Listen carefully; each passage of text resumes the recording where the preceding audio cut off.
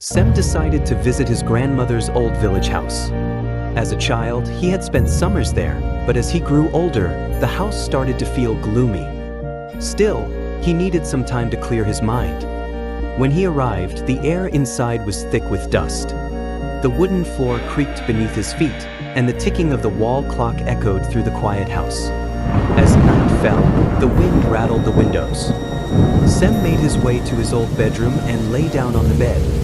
Just as he closed his eyes, he heard a whisper. It was so faint that it blended with the sound of the wind. He lifted his head and looked around, but there was no one there. It's just an old house, he thought. Old houses always made strange noises. But as he was about to drift off, he noticed the door slowly creaking open. He sat up and stared.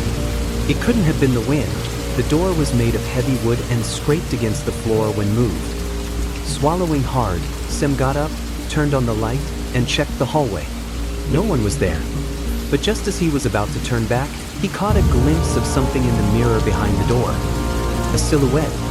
A sudden chill ran through his body. He spun around, nothing.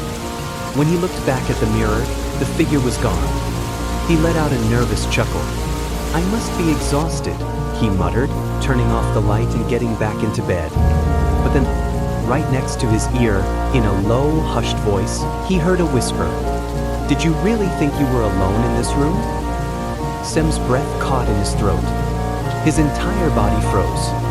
With a sudden jolt, he reached for the light switch and flicked it on. Nothing.